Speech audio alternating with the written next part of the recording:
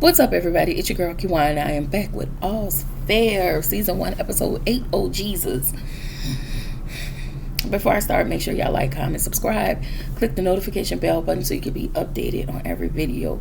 Make sure y'all like the video so I can stay in the algorithm. Alright? So the detective is still at the law office. Y'all know we still have to figure out who unalived Mr. Watson, which we really don't care because he's violated women, and I'm pretty sure Emerald wasn't the only person who he has SA'd. Okay? I just don't like how they're questioning Emerald, and if she did, that's all I'm gonna say. Anyway, Dina comes in and let the detective know, listen, you need to leave. You're doing too much. This is borderline harassment. You need to leave my people alone. So we finally get Detective Fish up out of here. And so she let the ladies know, listen, we've been through a lot. Let's just close this office down and go to Fashion Week. Okay? Why have a jet if you can't use it? Okay? And on the jet, Emerald is getting rubbed down by Dina's massage person, and the way she was sounding, I was like, well, what is he rubbing? Anyway, the ladies ask Dina to be their partner.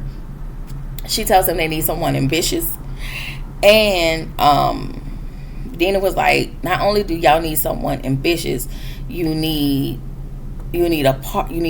not, in addition to the partner, you're gonna need 2 or 3 paralegals. Also, Dina is wanting to scale back and travel more since Dougie has went on to be with the Lord. Okay? So, Allura tells the ladies that she let Milan come back, and they was like, ugh, girl, no ma'am. But, she allows her to come back. Anyway, Dina asked if they thought about Carr, and it was like, hell no, or even Alberta. Liberty said if Carr comes in, then she's leaving. And Dina was like, listen, I feel responsible for Carr because Carr... and Liberty was like, why? Like, why do you feel responsible for her? Well, Dina said that Carr dad unalived himself when she was a kid, and she found him unalived. And I'm assuming that was the start of the cutting. Anyway, Liberty says she'll take the meeting with Carr, but she will have to compete with other people. Anyway, Carr and her bestie / baby daddy, they are both watching a movie, and they're mimicking the movie word for word. So he let Carr know that, hey, listen, you need to be dating. And he asked her, who was the last guy you were actually attracted to? And she was like, well, Chase Monroe. I was like, nasty ass Chase? Well, yeah. I was like, oh, okay. So she said Chase looked like her OG heartthrob. And he was like, who? And she was like, Jesus. And he was like, who? And she said, Jesus. I said, the Christ? Yep. Emmanuel. The Father. No, the Son. The Son. Okay? Ooh, Lord. One that was on the cross. Okay? That God. That Jesus. Okay? She said, whoever writes this stuff is really, really crass. But I'm going to go ahead and say it.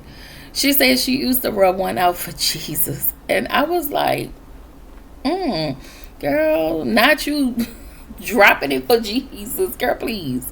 So Carr is insane. I will say that. Very crass. Anyway, she said she don't date her clients. And he tells her, basically, just make Chase your booty call. Okay? So Chase stops over at Allura's office to give her, asked if she was willing to give their marriage another try. Allura is basically standing on business with Chase, and she says she needs space and time. So Car in the next scene goes to the gym. She went to look for Chase. She then massages him. She tells him she missed him and that she wanna blankety blankety blank. Okay, you fill in the blank. Anyway, Chase give her the D, and she's a weirdo.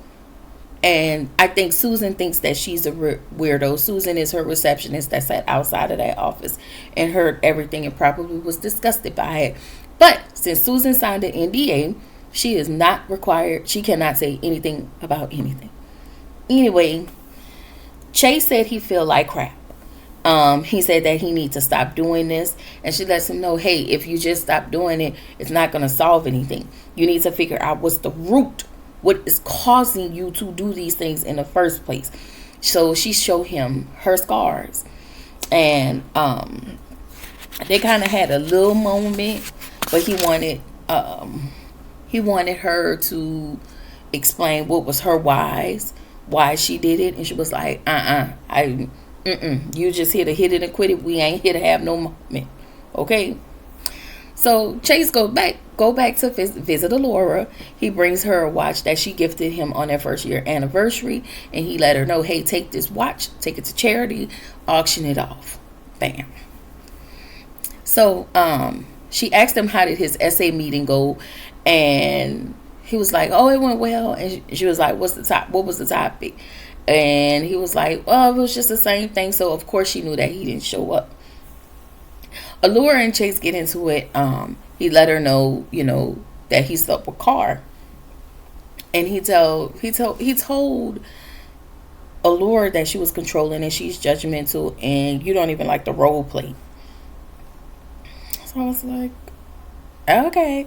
So she let him, she tell him, hey, you need to leave. Basically, that's what everything all boiled down to. In the next scene, Chase showed up in Car's office with a firefighter uniform on, and she has on a nurse.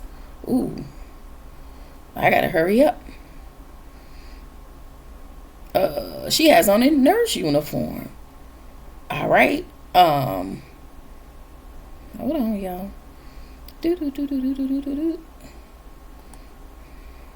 Okay, so she has on a nurse uniform. Okay, and he want to go in the back door. And I was like, are you spitting? And he go in the back door. He slipped up and called her Allura. They stopped. Carl said that it was fine and that she had a client come in, and he was like, I'll make up for it by coming over to your house later and bring you some food. So Carl calls Allura's stylist, and she wants to look exactly like Allura. And when we saw Carl, I was like, oh my God, she fell miserably. So Milan is back, her and her unborn fetus, and she tells Carl, she was like, listen, you don't have to be another version of of Allura. Everybody wants to be Allura. I even wanted to be her, but the world can only use one Allura, just like the world only needs one car, and you are a badass. So I felt like that was some really good advice. Anyway, so she interviewed for the job. Allura asked, why did you apply for the job? She tell them about closure. And so they was like, did you read the case that we gave you? She was like, yeah. So she gave them good sound advice on the case that she gave to them. And so they was like, we need to come sit in on this mediation or whatever that we have. I just felt like the whole thing was a terrible idea, but that's what I initially put. So we have Michael Blackston again, as if I don't cuss him out enough on Love and Hip Hop. He is on the TV screen. Anyway, he didn't get a full part, but hey, he's here. So basically, Carr proved to them why she should be chosen. She is a great attorney. Great. Amazing. She just have a lot of issues, and even in having issues, the way she thinks, the way she operates, it does not align with the other ladies, and I just don't think that she'll be a good fit. I feel like her coming onto this firm would cause more division then it would actually bring everybody together. So there was this 80-20 custody with visitation rights. And she get on the elevator. After she did all of that, she got on the elevator. She was like, I'm expecting y'all to call me. And she throws in Laura's face how she's sleeping with Chase. I was like, oh, wow. So Chase is over at Car's house, and he lets her know that they shouldn't be sleeping together. So she's mad at this point. Okay? And he was like, he just wanted to do everything right. Like, she was right about him finding a why and getting to the minutia of everything, but she was wrong about him doing what he wanted to do. So you can't do two. You either gonna be a SA, or you gonna figure out what your problem is. All right. So we see her car with her baby daddy slash bestie, and he asked her why you're going back to the firm. She said that's the same question they asked me. And she was like, I told them some BS about closure. But she said, really, in reality, she wants to get in there, build it all the way up, and then tear it down piece by piece, speck by speck. She wants to reveal all of their secrets, all of their skeletons, and destroy them one person at a time. And he was like, listen, as your friend, I really would want you to reconsider all of these things. And she said no. And that was the end of that. So, y'all, I think we got one more episode and we're done.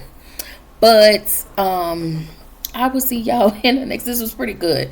I will see y'all in the next video. Bye.